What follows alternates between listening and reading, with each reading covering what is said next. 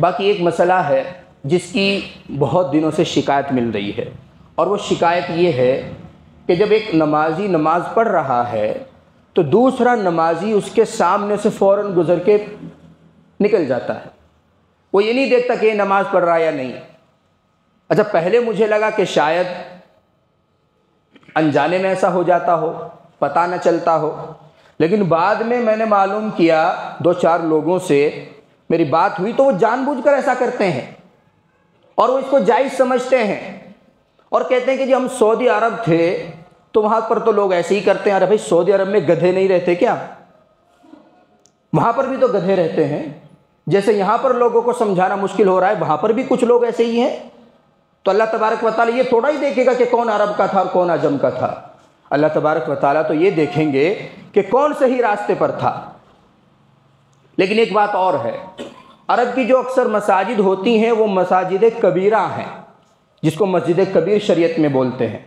तो अगर मस्जिद कबीर में कोई इंसान नमाज़ पढ़ रहा है, दूसरे आदमी को उसके सामने से गुजर कर जाना है तो वो 2 या 3 सफ छोड़कर गुजर सकता है। तो अरब में जो आपने देखा है, इधर के माशाल्लाह अक्सर आदमियों का अरब से आना जाना लगा रहता है, तो अरब में जो आपने देखा होगा वो तमाम मसाजिद जो हैं वो मस्जिद कबीर के हुक्म में हैं। यहाँ की जो मस्जिद आमतौर पर होती हैं वो मस्जिद कबीर नहीं होती। किसको कहते हैं मस्जिद कबीर और किसको कहते हैं मस्जिद सगीर? तो फुकहा ने उसके लिए एक ज़ाब्ता बयान किया कि 40 गज़ से बाहर लंबाई चौड़ाई में जो मस्जिद होगी वो मस्जिद कबीर होगी, और जो 40 गज़ के बराबर लंबाई चौड़ाई में नहीं है वो मस्जिद सगीर होगी। अब 40 गज़ कितना होता है? आजकल हमारे मामलात में जो गज़ होता है वो 3 फीट का 1 गज़ होता है, तो उस हिसाब से 120 फीट। लेकिन शरई जो गज़ होता है वो 1.5 फीट का 1 गज़ होता है, तो 40 गज़ का 60 फीट हुआ। तो 60 फीट लंबी 60 फीट चौड़ी अगर कोई मस्जिद है वो मस्जिद कबीर है। वहाँ से आप नमाजी के सामने से आसानी से गुज़र सकते हैं। अब 60 फीट को आप 18 मीटर से भी ताबीर कर सकते हैं कि 18 मीटर इस तरफ 18 मीटर उस तरफ, यानी कि 3.33 फीट 1 मीटर के अंदर होता है। तो 60 फीट इस तरफ और 60 फीट उस तरफ अगर हमारा ग्राउंड है तो समझो हमारी मस्जिद का इहाता मस्जिद कबीर के हुक्म में है। तो वहाँ पर 3 सफ या 2 सफ छोड़कर आप गुज़र सकते हैं। और वो 2-3 सफ छोड़ने का हुक्म क्यों है?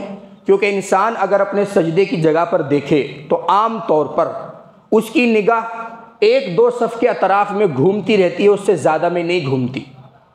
बहुत से लोग तो अजीब हैं, पहले तो खड़े रहते हैं जैसा कि ये अदब कर रहे हों, और फिर जैसे ही पिछला इंसान सजदे में जाता है ये निकल के भाग जाते हैं। भाई, वो सजदे में गया है, वो नमाज में नहीं है क्या? उस वक्त वो खड़ा रहता है तो इंतज़ार करते रहते हैं, वो सजदे में गया तो निकल के भाग जाते हैं। हुजूर सल्लल्लाहु अलैहि वसल्लम की सही मुस्लिम शरीफ में हदीस है कि अगर नमाजी के सामने से गुजरने वाला जान ले कि उसके लिए क्या वबाल है, तो वो 40 साल तक उसी जगह पर खड़ा रहे। इतना बड़ा गुनाह है नमाजी के सामने से गुजरना, यानी कि रिस्पेक्ट ही नहीं है। एक तो बंदा इबादत कर रहा है, उसकी इज्जत उसकी रिस्पेक्ट भी कोई चीज़ है। फिर दूसरी बात, वो अल्लाह तबारक व तआला को याद कर रहा है, नमाज अदा कर रहा है, उसकी भी कोई इज्जत है, उस इबादत की भी कोई अहमियत है, और आप गुजरे जा रहे हो। हज़रत अबू हुरैरा रज़ियल्लाहु ताला अन्हु की तो एक रिवायत में आता है कि 100 साल तक वहीं खड़ा रहे, कि अगर उस गुनाह का इल्म बंदों को हो जाए जो नमाजी के सामने से गुजरने पर मिलता है, तो बंदा 100 साल उसी जगह खड़ा रहे, अपनी जगह से हिले नहीं। तो इतनी सख्त वईदें हैं, तो इन चीज़ों को हल्के में नहीं लेना चाहिए।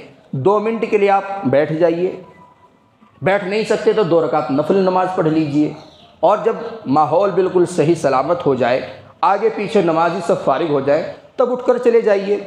इस सहूलत के लिए दोनों साइड रास्ते बनाए हुए हैं, लेकिन कभी कभी ये भी मशगूल हो जाते हैं, तो थोड़ा रुक जाइए। कौन सा आसमान टूट पड़ेगा? थोड़ा सब्र कर लीजिए, 2 रकात फालतू पढ़ लीजिए, कौन सा ज़मीन नीचे धंस जाएगी। तो इन तमाम चीज़ों पर अमल करने की ज़रूरत है, और मस्जिद सगीर और कबीर के फ़र्क को समझकर तभी हम इस बारे में कोई फ़ैसला ले सकते हैं। मोस्टली हमारे जो हल्के में 5 मस्जिदें हैं, तो मेरे हिसाब से कोई भी मस्जिद उसमें मस्जिद कबीर नहीं है। अल्लाह तबारक व तआला सही समझ अता फ़रमाए। व आखिरु दावाना अनिल हम्दुलिल्लाहि रब्बिल आलमीन।